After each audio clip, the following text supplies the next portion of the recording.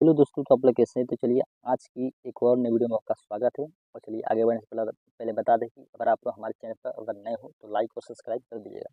तो आप लोग देख सकते हैं यहाँ पे यूपी मूलवादी और संविधान और सामान्य ज्ञान, जितने भी सारे जो जीके जीएस का, यूपी पुलिस जीके जीएस का जो इम्पोर्टेंट प्रश्न है ना, हम आज वहीं उठाकर मतलब लेकर आए हैं। तो चलिए इसमें का जो पहला प्रश्न रहा ये रहा कि किस अनुच्छेद में कार्यपालिका और न्यायपालिका का कार्य क्षेत्र अलग किया गया है? तो इसका राइट आंसर हो जाएगा अनुच्छेद 50। अनुच्छेद 50 में किया गया है। उसी तरह से ये दूसरा नंबर सवाल रहा कि भारतीय संविधान के किस अनुच्छेद में कहा गया है कि सरकार गाय और बछड़े के वध पर रोक लगाए? तो इसका राइट आंसर हो जाएगा अनुच्छेद 48। अनुच्छेद 48 के तहत ये किया गया है। उसी तरह से हम ला देंगे तीसरा नंबर प्रश्न को। देखिए तीसरा नंबर प्रश्न हमारा ये रहा। और देखिए तीसरे नंबर प्रश्न में है कि भारतीय संविधान में मूल कर्तव्य किस देश के संविधान से लिए गए हैं? तो इसका राइट आंसर हो जाएगा पूर्व सोवियत संघ। पूर्व सोवियत संघ इसका राइट ऑप्शन हो जाएगा। उसी तरह से हमारा चौथा नंबर ये प्रश्न रहा कि संविधान के किस अनुच्छेद के अंतर्गत मौलिक कर्तव्यों का उल्लेख है? तो इसका राइट आंसर हो जाएगा 15 का क में। उसी तरह से हम पांचवें नंबर प्रश्न पे आएंगे। और पांचवें नंबर प्रश्न हमारा ये रहा कि मौलिक कर्तव्य कितने हैं? तो इसका राइट ऑप्शन हो जाएगा 11 हैं। उसी तरह से देखिए छठा नंबर हमारा ये प्रश्न है कि देखिए छठा नंबर इसको देखिए 11 है। देखिए छठा नंबर हमारा ये प्रश्न है कि किस संविधान संशोधन में मौलिक कर्तव्यों का जोड़ा गया था? तो इसका राइट आंसर रहेगा 42वें संविधान संशोधन के द्वारा मौलिक कर्तव्यों को जोड़ा गया था। इस तरह से सुना देंगे सातवें नंबर प्रश्न पे। देखिए सातवें नंबर प्रश्न हमारा ये रहा। और देखिए सातवें नंबर प्रश्न में कि देश का संवैधानिक प्रधान मतलब कौन होता है? तो इसका राइट आंसर हो जाएगा राष्ट्रपति। राष्ट्रपति इसका आंसर हो जाएगा। देखिए आठवें नंबर प्रश्न में कि तीनों सेनाओं के सेनापति कौन होता है? तो इसका राइट आंसर होगा राष्ट्रपति, जो कि इंडिया प्रेसिडेंट होते हैं, यानी भारत का राष्ट्रपति। भारत का राष्ट्रपति होता है। तीनों सेनाओं के सेनापति कौन होता है? तो भारत का इंडिया प्रेसिडेंट यानी भारत का राष्ट्रपति होता है।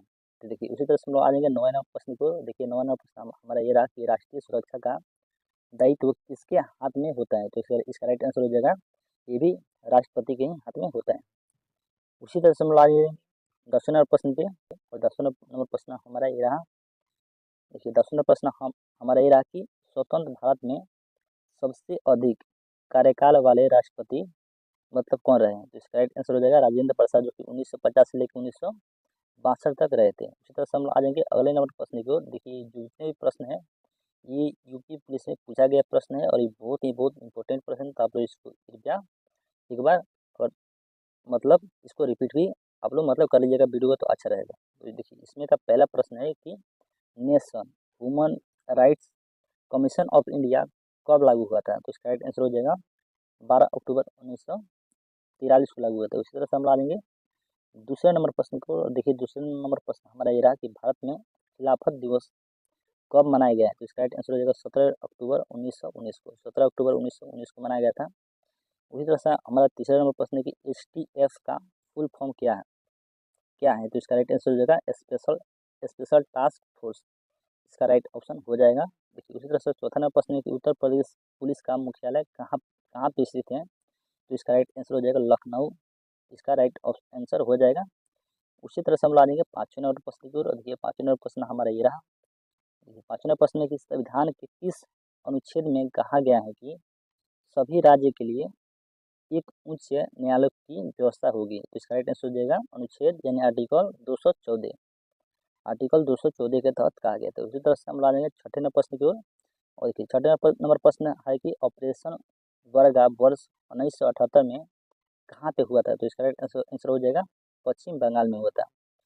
उसी तरह से हम ला देंगे सातवें नंबर प्रश्न की ओर। देखिए सातवें नंबर प्रश्न हमारा ये रहा कि उत्तर प्रदेश जमींदारी उन्मूलन एवं भूमि सुधार अधिनियम किस वर्ष पारित हुआ था? तो इसका राइट आंसर हो जाएगा 1950। इसका राइट ऑप्शन हो जाएगा। उसी तरह से हम ला देंगे आठवें नंबर प्रश्न पे। और देखिए आठवें नंबर प्रश्न हमारा ये रहा कि ग्रामीण में मालगुजारी की वसूली कौन करता है? तो इसका राइट आंसर हो जाएगा अमीन करता है। अमीन इसका राइट आंसर हो जाएगा। उसी तरह से हम लोग आ जाएंगे 9 नंबर प्रश्न पे। देखिए 9 नंबर प्रश्न हमारा यह है। और देखिए 9 नंबर प्रश्न है कि भारत में जनहित याचिका का ये किसे दिया जाता है? तो इसका राइट आंसर हो जाएगा पी.एन. भगवती को, पी.एन. भगवती को दिया जाता है।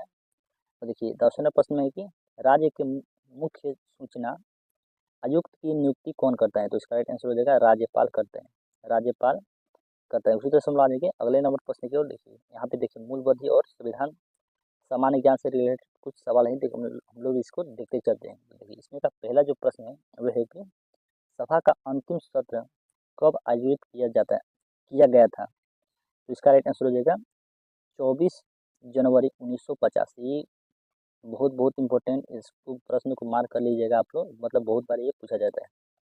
तो चलिए इसमें का दूसरा नंबर प्रश्न है कि भारत के किस लाइब्रेरी में लिखित संविधान रखा गया है?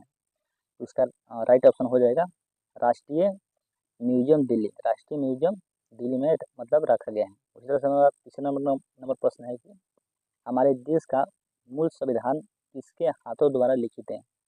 तो इसका राइट आंसर हो जाएगा प्रेम बिहारी नारायण रायजादा, प्रेम बिहारी नारायण। आप लोग केवल इतना ही आप लोग का याद करना है।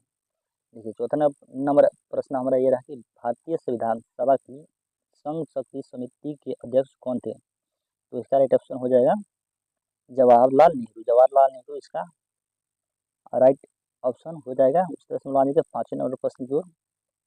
और देखिए पाँचवें नंबर प्रश्न हमारा ये रहा कि हमारे संविधान में पंचायती योजना किस देश से ली गई है? तो इसका राइट आंसर हो जाएगा रूस, रूस इसका राइट आंसर हो जाएगा। और देखिए छठवें नंबर प्रश्न है कि भारत के किस तरह का राष्ट्र है? तो भारत एक धर्मनिरपेक्ष राष्ट्र है। उस तरह से हम लोग आ जाएंगे सातवें नंबर प्रश्न की ओर। देखिए सातवें प्रश्न हमारा ये रहा कि भारतीय संविधान प्रस्तावना में किस वर्ष समाजवाद, धर्म धर्म निरपेक्षता, एकता और अखंडता शामिल किया गया? तो ये किया गया 1976 में किया गया था। उसी तरह से हम आ जाएंगे आठवें नंबर प्रश्न को। देखिए आठवें नंबर प्रश्न हमारा ये रहा कि भारत का राष्ट्रीय गान किसने लिखा है? तो इसका राइट आंसर हो जाएगा रविन्द्रनाथ टैगोर ने लिखा है। इसी तरह से हम आ जाएंगे नौवें नंबर प्रश्न की ओर। और देखिए नौवें नंबर प्रश्न हमारा ये रहा कि नागालैंड राज्य को किस राज्य से काटकर बनाया गया है? तो इसका राइट आंसर हो जाएगा असम, असम इसका राइट ऑप्शन हो जाएगा। उसी तरह से हम आ जाएंगे 10वें नंबर प्रश्न की ओर। देखिए 10वें नंबर प्रश्न हमारा ये रहा। और 10वें नंबर प्रश्न में कि पंजाब राज्य को किस वर्ष विभाजित करके दो राज्य मतलब बनाए गए थे? तो इसका राइट आंसर हो जाएगा 1 नवंबर 1966 को पंजाब को दो को क्या बन हरियाणा बनाया गया था। उसी तरह से हम आ जाएंगे अगले नंबर प्रश्न को। देखिए अगले नंबर प्रश्न हमारा ये रहा जो कि यूपी पुलिस के लिए एक मतलब बहुत ही अच्छा जीके जीएस है। तो चलिए इसको भी हम लोग एक बार जान लेते हैं। तो चलिए इसमें का पहला प्रश्न है कि आयुर्वेदा दिवस कब मतलब मनाया जाता है? तो इसे मनाया जाता है 5 नवंबर को मनाया जाता है। उसी तरह से मानेंगे दूसरे नंबर प्रश्न पे। देखिए दूसरा प्रश्न हमारा ये रहा कि भारतीय सर्वेक्षण विभाग कहाँ पे स्थित है? तो इसका राइट आंसर हो जाएगा देहरादून में स्थित है। उसी तरह से मानेंगे तीसरे नंबर प्रश्न पे। देखिए तीसरे नंबर प्रश्न हमारा ये रहा कि अभी हाल ही में नागालैंड ने अपना स्थापना दिवस मतलब मनाया है। तो इसका राइट आंसर हो जाएगा 1 दिसंबर को मनाया है। चौथे नंबर प्रश्न है कि ग्लोबल एजुकेशन अवार्ड 2018 किसे दिया गया है? तो इसका राइट आंसर हो जाएगा आनंद कुमार को दिया गया है। उसी तरह से हम लाएंगे पाँचवें नंबर प्रश्न की ओर। तो देखिए पाँचवें नंबर प्रश्न हमारा एक है कि ये रहा कि निकट दृष्टि दोष से पीड़ित व्यक्ति के चश्मे में कौन सा लेंस लगाया जाता है? तो ये लगाया जाता है अवतल लेंस में लगाया जाता है। उसी तरह से हम लोग आ जाएंगे छठे नंबर प्रश्न की ओर।